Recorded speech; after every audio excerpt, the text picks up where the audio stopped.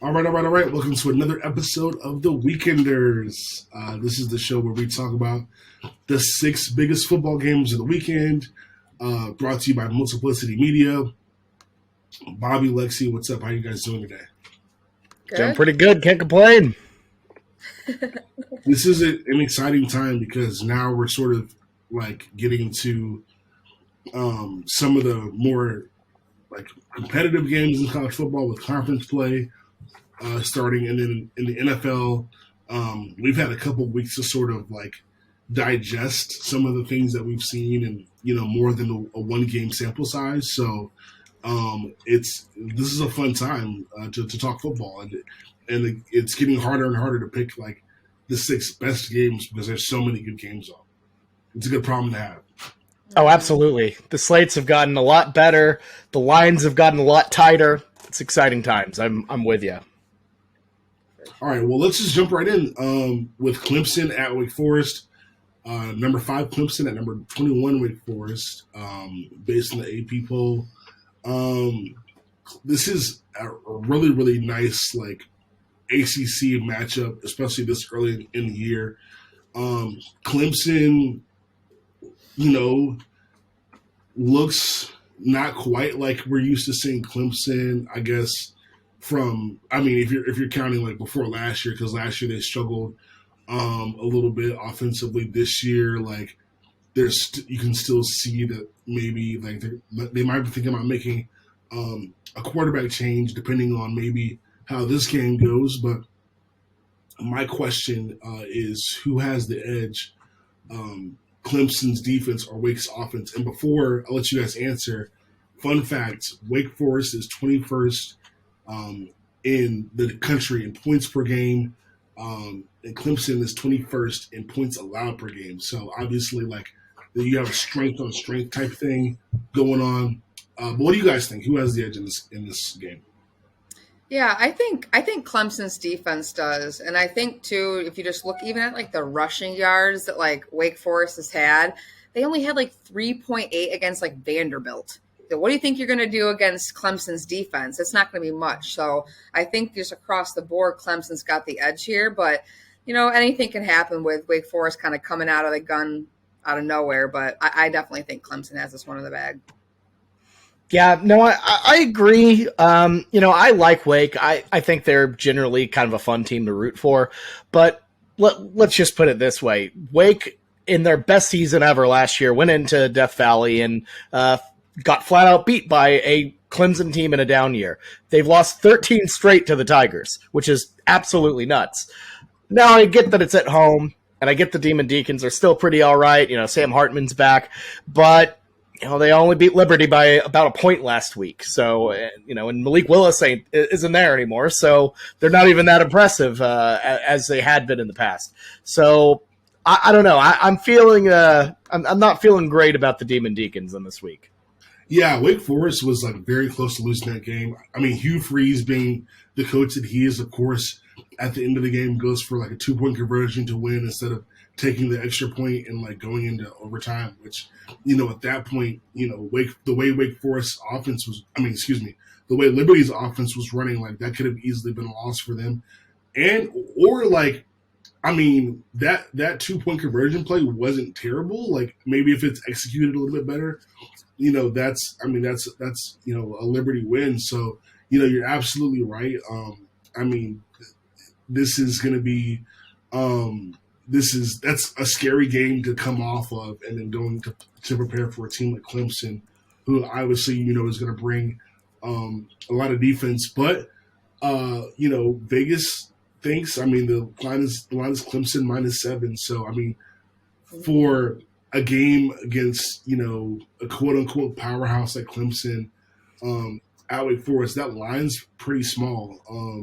So I think, in my mind, I think this definitely has the makings to be a close game because it is strength on strength, and I don't think that Clemson quite has shown that they have the capability to, exploit even a bad defense that like Wake Forest. Now, this will be interesting to see because if as I alluded to before, like if Clemson's offense is struggling and Wake Forest starts to figure things out, then you ask yourself, then Dabo Sweeney might have a dilemma on its hands and think about their backup, Cade Klubnik, I think is how you pronounce his last name. So, what do you think that? Do you think Dabo, if the game is sort of it's going and it's a little bit closer than they maybe want it to be, do you think he's going to stick with DJ or switch out quarterbacks?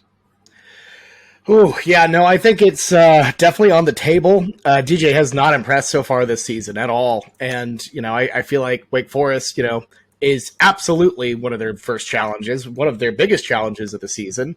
And, if things get rough, then maybe that's a move you make. I know this is, it's pretty similar to a situation we had with Trevor Lawrence a couple years ago where he was sitting behind Kelly Bryant. But we don't know the ending to this one. Not all things are perfectly the same.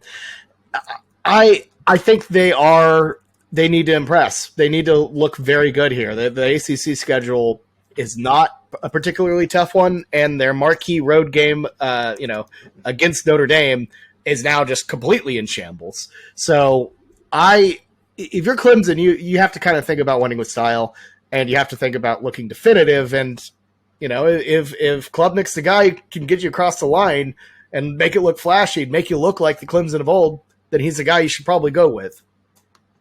Yeah, I agree.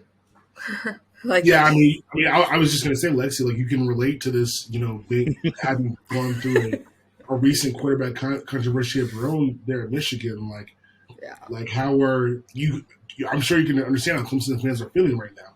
Yeah, I mean, it just in the end, it just comes down to what's best for the program. You can't sit here and be loyal to someone as much as they can do for you, or you think that they can do for you. The talent is what matters. You can't, just have that talent be sitting back there and not use it. So, and that's just like the take from like the Michigan aspect. So you just got to do what's best for the team, best for the program. And that's just it at the end of the day. So hopefully he makes that decision in the end.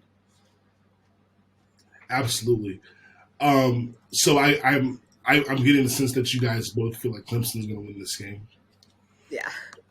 I think they have the edge to win this game, and I think there's such we don't know, they're an unknown to me still. They losing Brent Venables as their defensive coordinator, first year without him, and the quarterback issue. I don't know. I'm not sold on them as being fully back yet. And that's what's so intriguing. I think they definitely have the edge, but I don't know. I'm really looking forward to, sitting down at the tailgate and watching this one go, because I don't know. I think we're going to learn a lot about Clemson this game. Yeah. I'll go ahead, Lexi. No, I was just going to say, I think we're going to learn about a lot of teams this weekend. So I'm looking forward to it. Yeah, no, I couldn't agree more. This is kind of an early game. I think this is going to be really interesting in the fact that you kind of mentioned it earlier, Bobby. How does Clemson win this game? Is it with style points? Is it with do they struggle? Is it close? I think this is just such an interesting game because if you're Wake Forest, you feel like this is probably the best chance they have to do anything with Sam Hartman. I believe it's his last year, so now, you're trying to take advantage of this as much as possible. We have this game at home. Again, it's a straight type of game. I'm really looking forward to this one, and I think this is going to be a really interesting test for both teams. And I don't know, there's a lot of buzz in the ACC right now with so many teams getting off to good starts. I think this is where. We'll see this thing throughout this week, but this is where, teams are going to start to separate themselves. But yeah, what's the crowd like over? I don't even know where Wake Forest plays, but what's that venue like? Or do they get up for these sort of things, or? Wake Forest plays in the sleepy town of Winston-Salem, North Carolina. Gotcha. I've been to that town a lot. I've actually been to their basketball arena. I've never been in their football stadium, but I mean the way the fans show up. I mean, it's one of those places where like most college towns, there's nothing else to do. So I mean, with Wake Forest, being having so much buzz, being ranked, being a team that has been relevant at least in the conference in the last few years. I think the fan base is excited. They're going to show up for that game.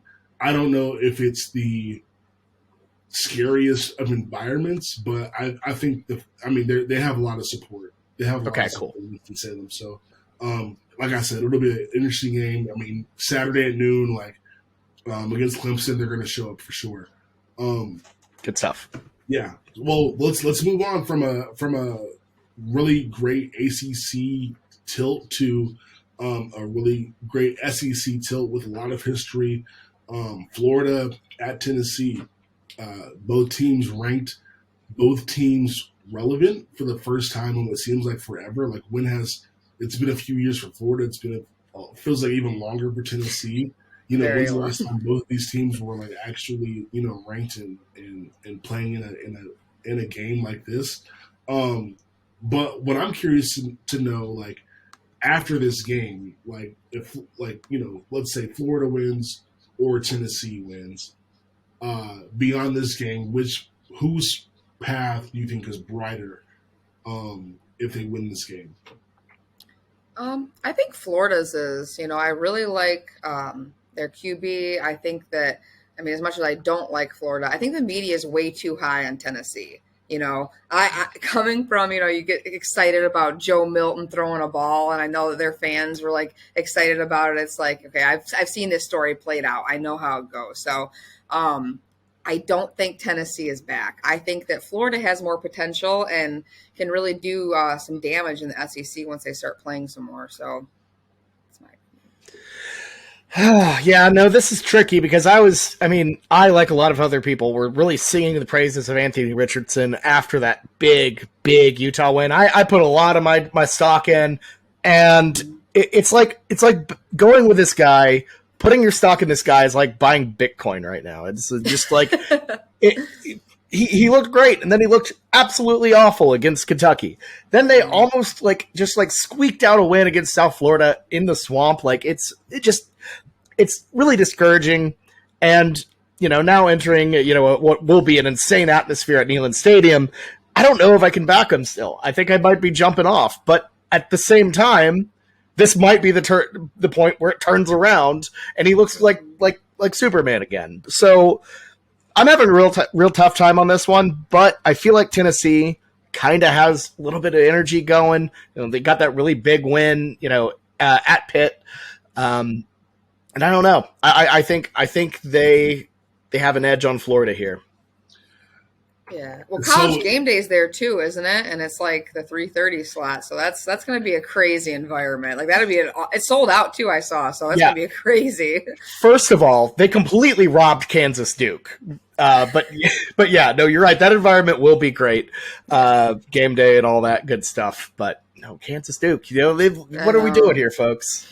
Yeah, missed another opportunity. I feel like that last week, that Troy game delivered, but I feel like last week and this week they made some interesting choices for game day. But listen, I'll touch real quick on mentioning the quarterback battle. I think Anthony Richardson has been a love-hate relationship for a lot of people this year, but personally, I'm not really that much sold on Hendon Hooker. I know he's had a good year so far, but if you're asking me who I'd prefer to be the quarterback of my team, I'm probably taking Richardson. Just a little bit more dynamic to me, even though Hendon has had a nice kind of journey from Virginia. I think he was at Virginia Tech and then went to Tennessee. But in terms of brightest path afterwards, Florida still has a lot of tough games to go after this. If they win this, it's a really big win. They still host LSU. They still have to go to Georgia. They have to play at Texas A&M and at Florida State, who's frisky this year. So, you've got that side of it, and then for Tennessee, they've got some tough games too. They're also at Georgia. They host Alabama. They host Kentucky. So I honestly don't know like which one of these teams I'd rather be.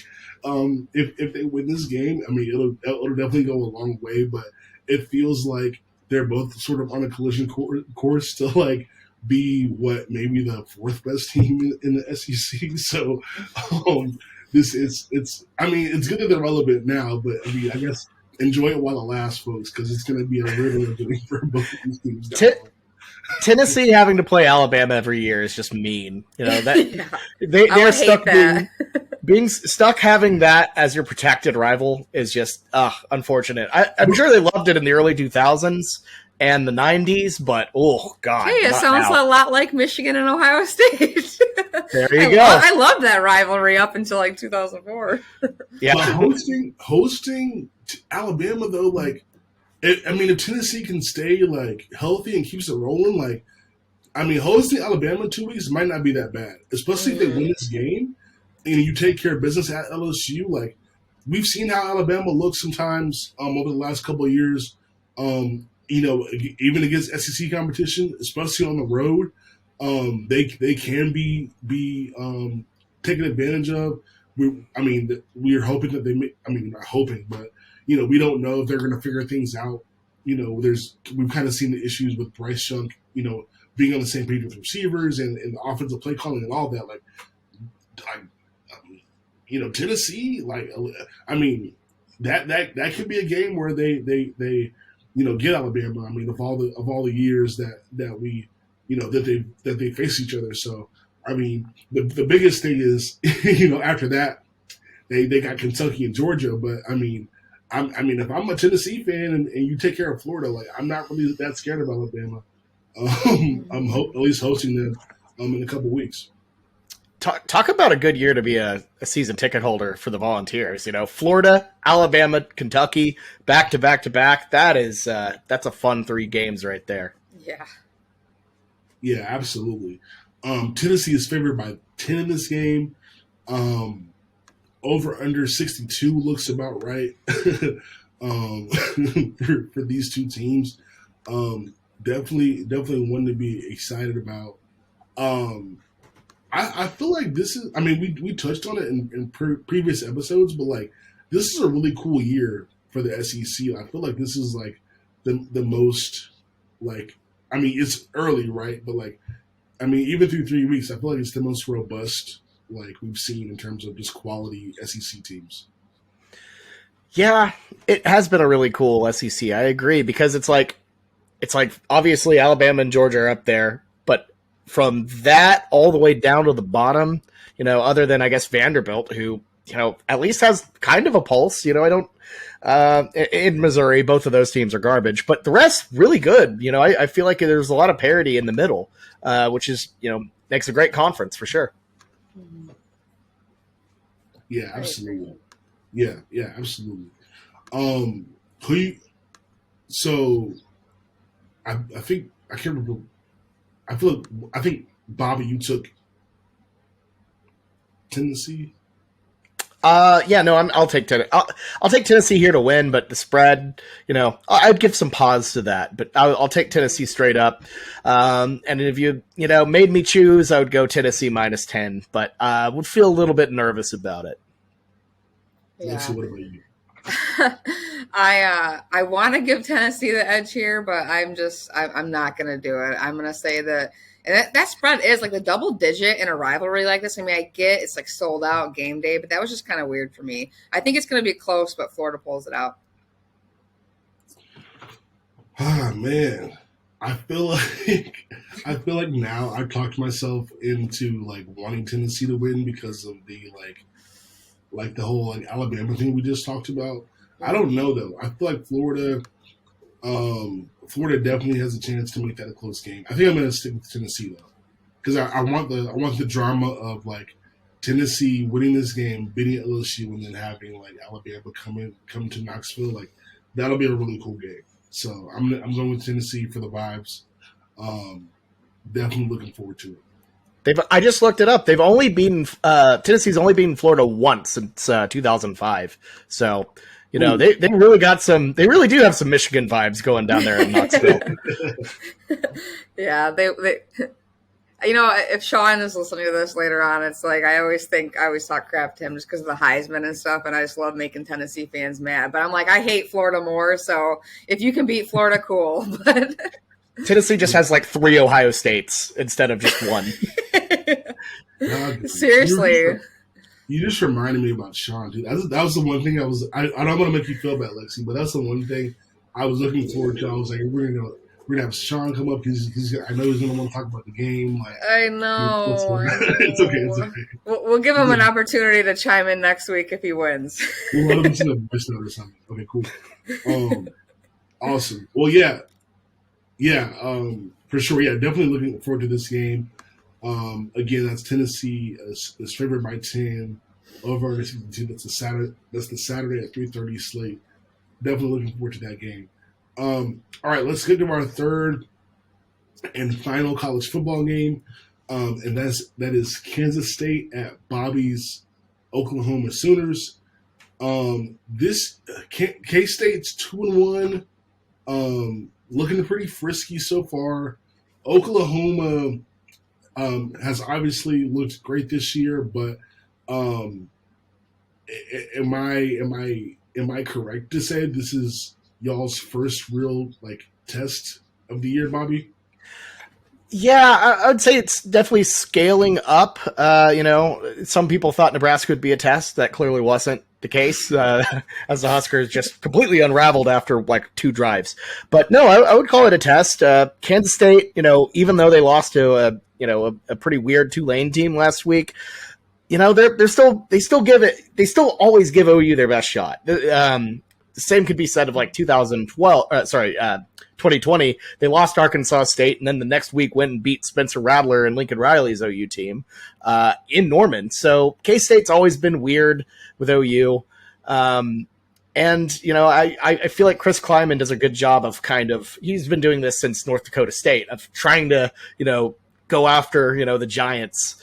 That being said, I think that they're a very one-dimensional team. I think Adrian Martinez is not very good, but their running back Deuce Vaughn, incredible. So if they can shut them down, I think they can be dangerous. But overall, definitely not the toughest team OU will face, but not a bad opponent. Don't overlook the Tulane loss, I will say. Yeah, they're not bad at all, and this kind of has. I would say if this was, even at Oklahoma, but I would say especially if it was at K-State, maybe it has trap game written all over it. But that kind of brings me to my overall question. Oklahoma has looked like there's been no drop off from the Oklahoma teams we've seen under Lincoln Riley, and we've just talked about how good the SEC is, and we know there's so much going on in other conferences, but in terms of Oklahoma and their path, not only through the Big 12, but beyond that, in these past 3 weeks, do you consider, and I'll let Lexi answer first, do you consider Oklahoma to be a legitimate playoff contender? Yeah, I think they are. I think it's the same as Michigan. I know that we haven't really been tested a lot yet, but both teams are just stacked, and the defenses are great. And to be honest, not just the college football playoff contender, they're going to cause problems for Adrian Martinez, because anytime he's under pressure, he's folded. He's got a lot of fumbles and a lot of interceptions in his collegiate career. So I think they're going to come out strong and prove that they are a contender for the college football playoffs. So, yay, Bobby. Yay. Yeah, I'm not really concerned, I'm not really concerned about the Big 12. I think you guys will be fine in the Big 12. Yeah. I'm looking at Texas. We'll see what Baylor, Oklahoma State, Kansas, what they look like. But I think you guys will be fine. But beyond that, like I think that's a legitimate question to that, and that maybe before the season, no one really considered Oklahoma to be a CFP team, but it looks like you guys haven't really dropped off. I think the biggest thing is a lot of what Brent Venables has wanted to do at Oklahoma is ahead of schedule. I think the biggest question was, how are they going to be able to implement, that new, what we saw at Clemson, that defense, into this program this early, without the same level of 5 stars, without the same level of athletes that Clemson had. Obviously, a lot of people thought it would take some time for that to come in via recruiting, but I think the results have been incredibly exciting if you're an Oklahoma fan. In fact, I'd go as far as say it's an improvement over the Lincoln years, just with how good the defense has been. They are tenacious, they are aggressive, they're physical. It is such a massive upgrade over what we've seen during the Lincoln Riley, Alex Grinch years. And yeah, I know we haven't played anybody, but they look so different playing these bad teams than OU did last year, than they did in 2020, than they did really since Lincoln Riley's become head coach. The mindset, the attitude, totally different. And I think that above all is the most exciting thing. Because, as someone who's watched OU a lot of years, they'll run into a Kansas State or, an Iowa State or, they'll trip up against teams like this. This would be a trap. The OU teams, even under Stoops, would kind of get into a lull. If they can maintain that energy, that focus, that drive throughout a full season, I think they definitely can make a run to win the Big 12. But it's year one, so we don't really know. Small sample size, but I will say very excited about it. I think they definitely have a shot to at least get in the CFP. I think national championship, the skill ain't there yet, but yeah, it's Georgia and everybody else right now. So just be praying that you don't match up to Georgia first if you get in the football playoffs. Yeah, they're the big bad waiting at the end of the level. Yeah, the final boss. Well, and I want to hear more too about. I mean, because this is another aspect of Oklahoma that, we sort of have heard whispers of, but I feel like nationally, maybe we haven't really caught up to talk about Dylan Gabriel yet, and the performances that he's had. I mean, I don't know. I have to.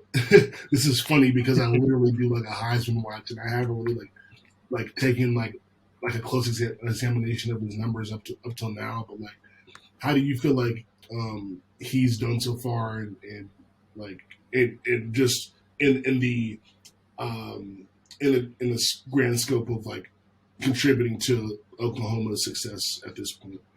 Yeah, no, I feel like he's really done a good job with Jeff Lebby's offense.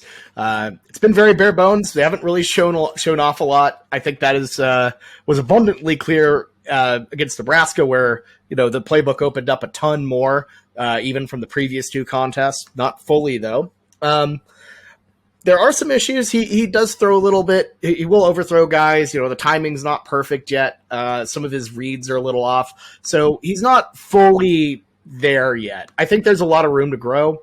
And he'll have to do that if he wants to have a chance at getting to New York. And I think he's a legitimate dark horse to just be there. But I don't think he's not on the tier of Jalen Hurts, Kyler Murray, Baker Mayfield. But he'll win games, and that's the biggest thing is he just gets the job done, doesn't turn the ball over. Oklahoma has not turned the ball over once this season, knock on wood. So actually, no, Davis Bevel fumbled. That was it. But other than that, Gabriel does a really good job of just controlling the game, being consistent, not flashy, but he gets the job done. Yeah, absolutely. I mean, and sometimes when you have teams that are led by defense and defensive coaches, obviously Venables is having a guy that's more of a, people hate this term, but whatever, game manager type quarterback. Sometimes that goes a long way when you're led by defense. So definitely looking forward to this game. They've got you guys in prime time against K-State. No pressure at all. 8 o'clock. Bless you. Sorry. That's all good. Just what's happening with my insides. Lexi, give us your pick, and I want to. Okay, yeah, give us your pick.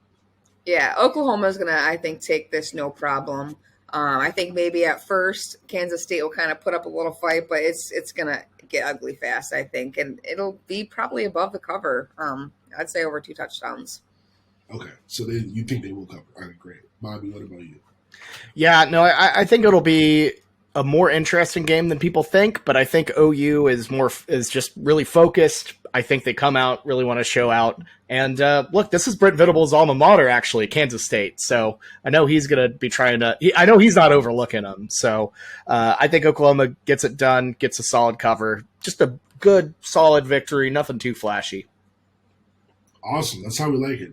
Solid victory, not too flashy. We are not about the style points, folks. We're about the W. Hey, when's a I'm win? just being honest here. If it's Nebraska part 2, I'm happy. I'm more than happy to take that. Don't get me wrong. Yeah. If we were about style points, Dion would be on this podcast. But yeah. We love it. We love it. That's awesome. Well, great college slate. Wish I could talk about more games. Wink, wink. North Carolina, Notre Dame, but we're going to go to the NFL where we have Bills and Dolphins. I mean, talk about like quarterbacks, man. Like, I'm so excited for this matchup. So excited for it. Yeah, I mean, like what the heck? Like, I'm sitting there, I'm watching, like, of course, the Panthers and looking at, highlights. I have Jalen Waddle on my fantasy team, and I'm like, oh wow, okay, Lamar Jackson's running all over the Dolphins. It's good for my lock of the week, but the Dolphins are getting blown out. Like, Jalen Waddle's gonna, not have the fantasy points that I need to win or whatever. And then out of nowhere, like, I'm seeing like Twitter blow up because the Dolphins are coming back. Jalen Waddle, I keep getting alerts on my phone. Jalen Waddle touchdown, 2, whatever. And I'm like, bro, like we end up like at the Dolphins, making a huge comeback over the Ravens, and humble brag, Jalen Waddle got me 34 fantasy points. So super happy about that. And now they're coming off of that big win. A big win against the Patriots to start off the week, and their reward is getting to host the Buffalo Bills, who have looked utterly dominant to start the year. But before we kind of dig into the game, I want to ask you guys, are you guys believers in Tua so far? Yeah, I definitely am. Miami's been really fun to watch, and coming off – first-year head coach and people that have constantly doubted him. I think this is going to be a really good test to kind of just prove himself and kind of shut some people up that have just been, writing him off, saying he's not much, laughing about him. I think he's going to be great. And I think he just needed that support system and like a good head coach to like lead it. And I think it's going to be a really good game. And I don't know if it's going to be like low scoring because of the defenses or high scoring because both QBs are just stars so far. So it's going to be intriguing. Yeah, no, I'm really excited about this one for sure. I feel like this game, it's featuring 2 just awesome quarterbacks. I love that. It's very Big 12-esque if we're looking to like, early 2010s or whatever. But look, here's a stat that me and my dad were chit-chatting about, and he just dropped this crazy stat that I did not realize. So the Dolphins won 8 of 9 last year, and then they've won, they're undefeated now. So that means they've won 10 out of their last 11 games. That's insane. This is a team that has gotten better, and, throwing Tyreek Hill in there with Jalen Waddle, what an explosive offense. It's been just a joy to watch. Yeah, it was kind of disappointing to, like, read the reports about Brian Flores and Tua not really getting along and him not really kind of believing in him as a quarterback because, sorry, it's all good. Get that water. I know I should have. Somebody told me like have some water next to you, and I literally don't. But anyway, it was disappointing to kind of like see the reports about how Brian Flores and Tua didn't really get along because I felt like Brian Flores had the team going in the right direction, but if you're not aligned with the quarterback, then it's not really going to work in the long term. Mike McDaniel's come in and as the offensive, mastermind or whatever you want to call it, like it's so cool to see him help make this offense look so much better with Tua. And then of course Tyreek Hill is a huge factor in that. But this makes that team, much more exciting. And obviously this is going to be a big test for them hosting the Bills, who also have a great offense. But as far as believing into it, my bad, y'all. It's okay. Believing into it, the jury's still out for me because I think like a lot of limited quarterbacks, I think Tua is so much more of a product of coaching and weapons than like him, even though he has a lot of talent. Mm-hmm. I'm not saying like I think Tua in this system is going to be fine, but like Tua as like a quarterback that's going to carry you, that's going to carry you to success, I'm not convinced. But it's working so far, and I think if they keep going the way they're going, even if they don't beat the Bills this season or don't win the AFC East, I think they're going to be a good playoff team. And I have them going to the playoffs before the season, but this looks like way better than I could even have thought. So, yeah, I agree. I was bullish on Tua and the Dolphins, but yeah, that comeback last week was nuts for sure. Yeah.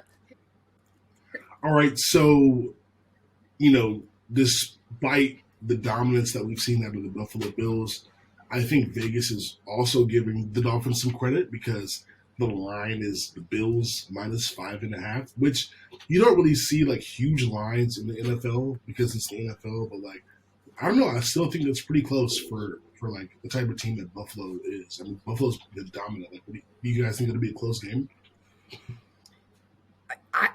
I don't know. I think it will end up being one, but I think Bills will pull it out. But it's going to be a showdown. It's like my top game this week, and I'm really excited for it.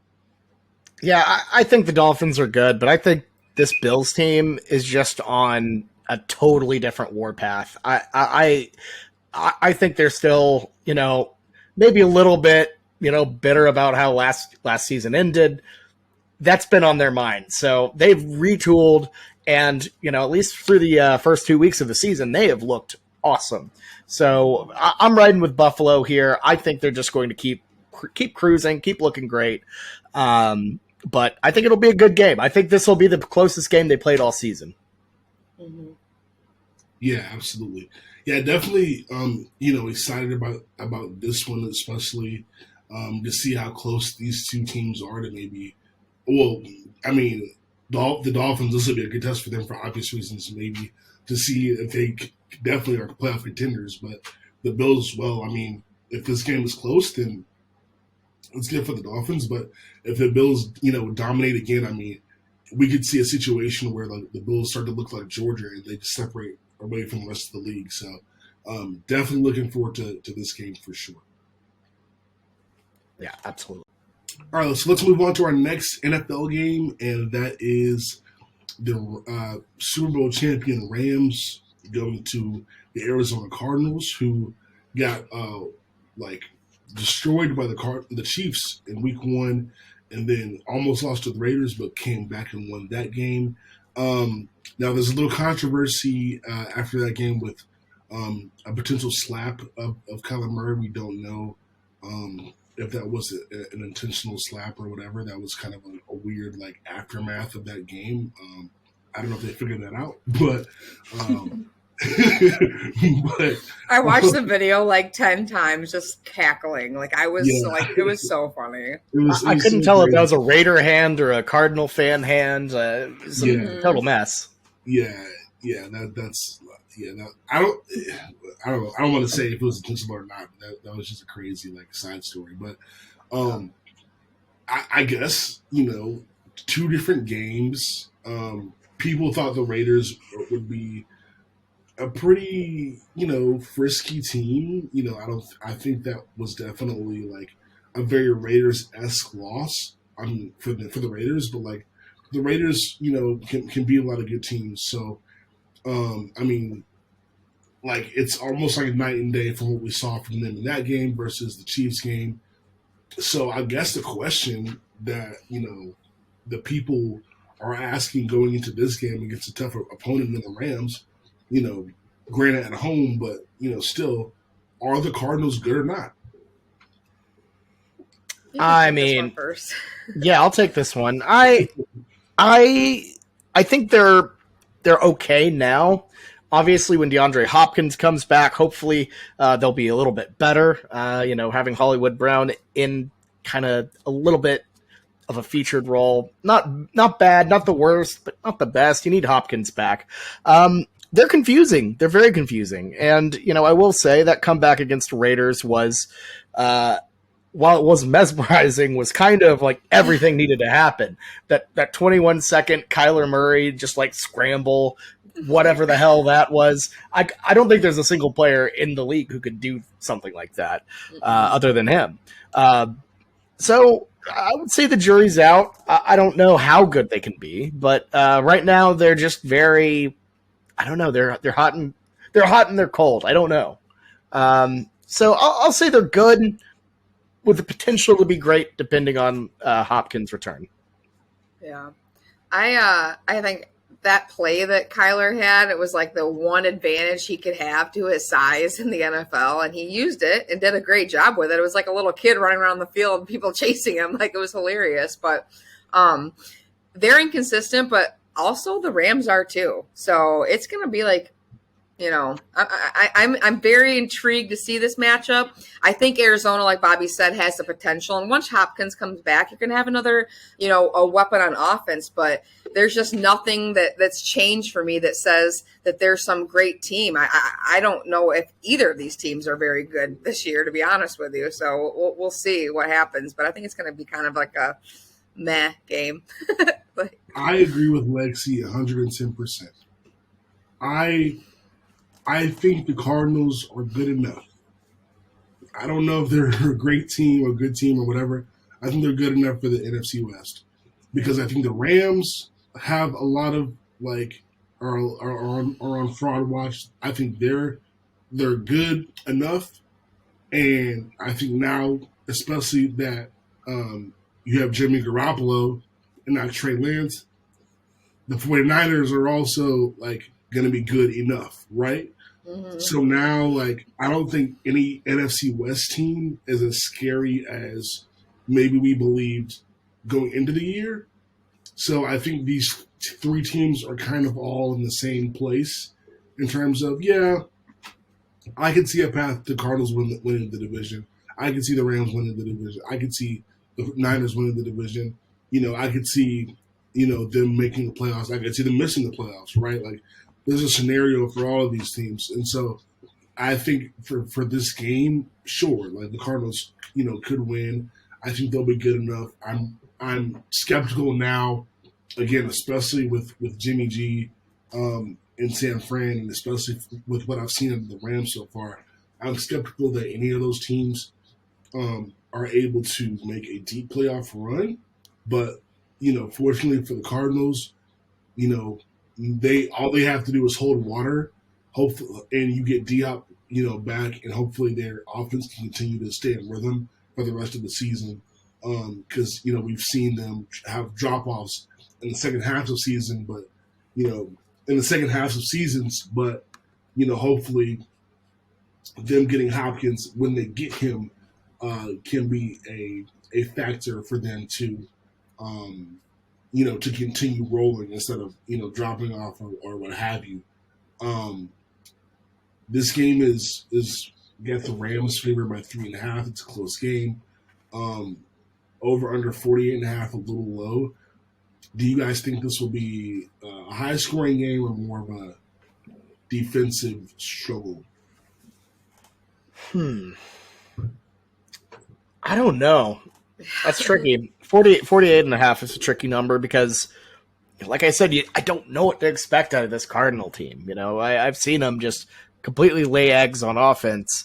But then you see Kyler do something like what he did, last week where, he had that burst at the end. But I don't know. I think given what we've seen out of the Rams defense, clearly not up to par from their Super Bowl season last year. I think the Cardinals are gonna, light it up a little bit, make it a little bit interesting. Obviously, gave up a lot last week, so I like the offenses here. I could see this being a little bit more up tempo than previous seasons. Mm-hmm. Yeah, I think it'll be just. Yeah, the unknown. It's really the unknown. I don't know what's going to happen. I don't know if Stafford's going to throw like 6 picks and be good. I don't know if Kyler's going to show up like he did last week. There's just nothing in here where I'd stay away from anything betting. I don't even know what's going to happen with it because it's a big question mark. So. Yeah, absolutely. Yeah, definitely an interesting, matchup, especially early in the year with what we have seen out of these two teams. I don't know. I think I'm going to take the Cardinals to win, because of the momentum of last week, and I think I just like what I've seen out of them a little bit better. Again, it's slight, but I think I could see the Cardinals pulling out a close win against the Rams, which is going to be tough for the Rams to start off 1-2. But I think I'm gonna side with the Cardinals here. What about you guys? Yeah, I like the home dogs plus the points there. I'm with you, Cardinals. Yeah, I'm doing Cardinals just because it's at home. If it was in LA, I'd probably still say LA because it's just Yeah, for sure. All right, next we're going to move right along to the game that will rival this game in the time slot, and I guess Fox is. I didn't check the TV schedule. I'm assuming Fox is going to have both of these games competing with each other. Correct me if I'm wrong. I think that these are both going to be on Fox, but Packers at Buccaneers, same time slot, Sunday at 4:25. This game is obviously, huge because it might be the last time that we see Aaron Rodgers and Tom Brady on the same field, but we'll get to that a little bit later. One of the storylines coming into this game outside of that is the fact that Mike Evans is suspended for the fight against Marshawn Lattimore against the Saints. And so the Buccaneers are a little scarce in the wide receiver department. And as we know, coming into the year, the Packers are also scarce in that department. But in terms of like this game and both of these quarterbacks having to survive without, receiver talent, going into this game, who do you trust more to pull out the win? Yeah, I'm just going to say Tom Brady here, especially because it's at home. So I'm going with the Bucs in this.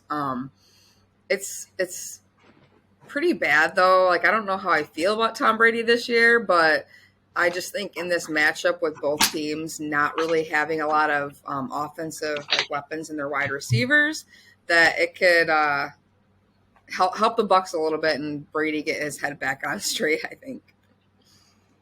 Yeah, I'll say this. I think the only trouble at home Tom Brady is going to have is in his actual house, is how it appears to be. Because, look, I feel like Florida is really tricky to play in, to start the season in September. In fact, I believe all Florida teams, 3-0 to start the season at home, including Jacksonville, who, was a dumpster fire last year. So that's kind of an interesting little tidbit there. But no, I really like the Bucs here. Green Bay, I obviously had a really solid bounce back last week, but I think Tampa, they still have some good energy going, even though Tom Brady, kind of looks like, I don't know, like a ghost or something. I don't know. He looks like he picked the wrong cup, in that Indiana Jones movie. I think that he didn't pick the Holy Grail. So, but it's moving slowly. So I don't know what's up with him. But he could throw the ball fine. Mike Evans, losing him, obviously that's going to hurt. But I think they'll get the job done at home. 2 points, not too bad. We'll see it. Yeah. Sorry, I'm like retroactively laughing at the jokes. The Brady quip. Okay, so you made a lot of good points. Let's go back. Like, both of these quarterbacks, missed time in the offseason for different reasons, right? Tom Brady, personal, stuff at home. Aaron Rodgers just decided doing drugs in the desert. Yeah, like decided to, you know what? No more Devontae Adams. Pretty much a bunch of new receivers, a bunch of young receivers, a bunch of inexperienced receivers. I'm not gonna, go to Green Bay and train with these guys or anything like that. I'm just gonna show up at the very last minute, and it'll work because I'm Aaron Rodgers. So, two different sort of things, happen, and now we're gonna see we've kind of seen the Packers already struggle. Week 1, obviously, you have the Bears as a punching bag, but the Buccaneers are a different beast, especially with Todd Bowles, a defensive coach that you have to go against. So, I think it'll be interesting to see, what happens. But I think you're absolutely right. I think both of these teams are also just they have so many similarities. The NFC is just down bad this year. I feel like I don't really feel confident in either one of these teams making a deep run, but somebody has to, right? In the NFC, but this is going to be an interesting game for so many reasons, but I don't know. The Buccaneers, I guess. This is a super hard game to predict, and maybe one that I probably would stay away from betting wise. Over under is 41.5. The line is Bucks -2. This is going to be a close game. This might be an ugly game, to be honest. And you can't imagine there being a defensive battle between teams quarterbacked by Aaron Rodgers and Tom Brady. But honestly, it might be that this might not be a high scoring game at all.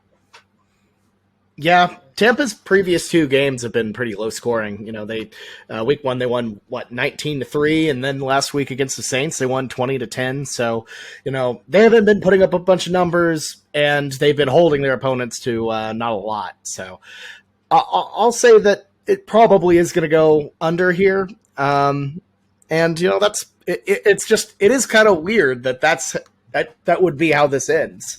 There's always the playoffs. That's probably the only chance we get this again, I would say. Yeah. I think it will be the last time too. I think Brady's done after the season. I think he should have been done. I just hope that, he doesn't tarnish anything doing this extra year, because he really pissed off the little lady. So yeah, no, that's the funny thing is I remember when Tom versus Time came out. And this was I want to say, this was definitely before COVID, maybe 2018, 2019. I think it was 19. Yeah, and I'm even then, Giselle was yeah, it's about time for him to stop playing football. And now we're in 2022, and it's Giselle has a problem with him playing football. And I'm yo, this has been a thing for a while. I can't. This is it. It's I can't imagine what that what the household is like. And yeah, if this is gonna be the last game between them, I'm nervous even. I'll say yes, but I'm trying to think of a scenario. The playoffs are definitely an option. I think based on what we just saw from Minnesota, and I think again, I'm not going to be surprised if those two teams are in the conversation in the NFC North, Minnesota and Detroit actually, Lexi, but the Packers I just can't really doubt them in terms of making the playoffs. Of course, the Buccaneers will be there. I don't know if they'll see each other, but yeah, I mean, this is definitely going to be appointment viewing because you don't know, if this will be the last time you see these guys play on the same field. But I think the writing is like loud and clear on the wall that this is definitely Brady's last season. With Aaron Rodgers, we don't know. Yeah, I think Brady made that classic mistake of, my wife doesn't want me to go out tonight, but I'm going to go out anyways, and then immediately regret it because her phone got blown up. But here's the thing, you're out already, so you have to kind of keep going. You're like, you can't go back. Embarrass yourself, no. Yeah, you can't leave, like 40 minutes into the pregame. You got to go home. You can't go home, so you just kind of got to go through the motions. Your heart's not in it anymore. You don't want to be there, but that's where he's at. You can't halfway get into this sort of thing. Mm-hmm. I hope like we're all kind of like doubting him, and he just has one last big hurrah because I do love Brady and like. I do love the chance that we've gotten to watch all this my life, like, to witness this kind of dominance. But it's kind of sad just seeing kind of how he's like angry in these pressers. And like you see him like, I know he's always been kind of a dick and like to other players and like mad and stuff, but it just seems a little different this year. It just seems like he's annoyed. Like he didn't want to be here. He realizes, oh crap, I should have just stayed home, so we'll see what happens, but. Yeah, you can't like retire immediately after unretiring that exact same offseason. So, yeah, no, I think you're absolutely right. I mean, you guys I think and I remember when he joined the Buccaneers, and I think that 1 year was like a perfect situation when he got there. But Tampa, like the way they're run as a franchise, and then like especially with Bruce Arians, like it's so much of a like departure from what New England is. And I know he like hated like New England, towards the end, especially what New England's like now was also writing on the wall when he left. But I think him coming to Tampa was like. It's like classic, like, midlife crisis mistake, right? Like, he's like, oh my God, like, I want to do this. Like, this is going to rejuvenate me. This is going to do this.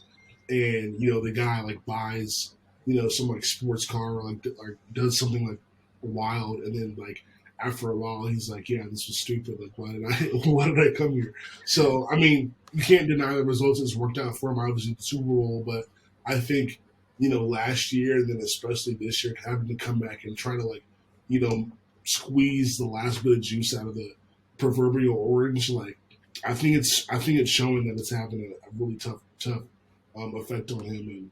And I mean, we'll see. Hopefully he continues through the year. I don't think he's the type of guy to retire, middle of the season, and I'm hoping that doesn't happen. But I mean, it's not looking good. And not to just pick on the Buccaneers, like the Packers too. I think the Packers are sort of in no man's land as well with what they're doing. But, yeah, should be a good game, maybe. Yeah, maybe.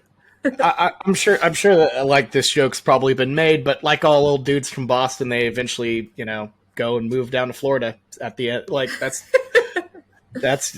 just what he wanted to do, I guess. And I don't know, fun's worn off for sure. Yeah. All right. Well, let's end the show with our lock of the weeks. So we introduced this last week.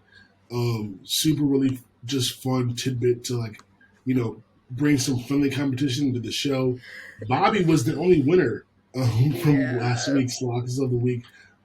He had Kansas City beating the Chargers, which was, that was a tough call. That was a good lock to shout out for sure. That game was close.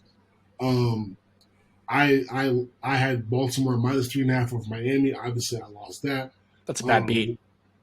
Lexi had BYU beating Oregon and the under. Lost both of those. Yeah, BYU. I'm done. Like I'm never putting faith in you again. You can't back Bo Nix, and you can't fade him because the opposite's gonna happen every time. Every time. Well, let's get to our locks for this week based on our 6 games. Bobby, I think we all know what yours is going to be. Tell us what you got.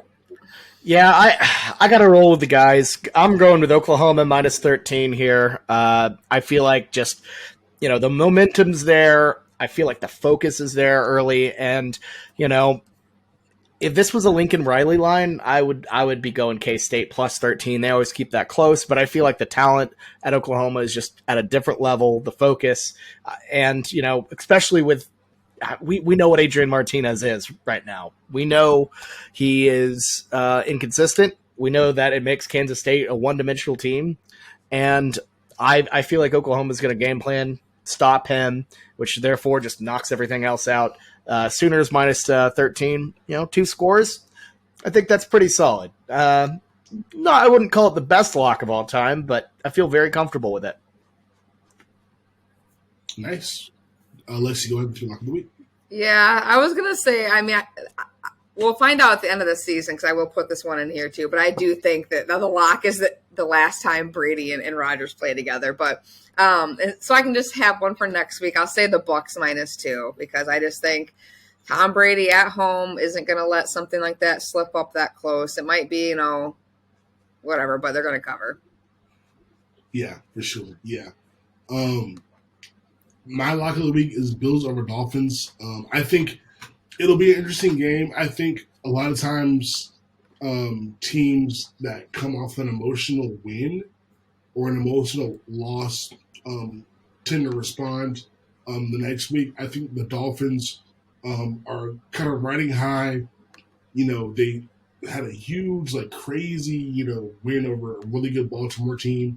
And I think against a team like Buffalo, who's just been so dominant, I think the Bills are simply a better team, but the Dolphins are going to have to are going to be riding on a high. I think it's just going to be hard to match the next week, and they're just going to get beat.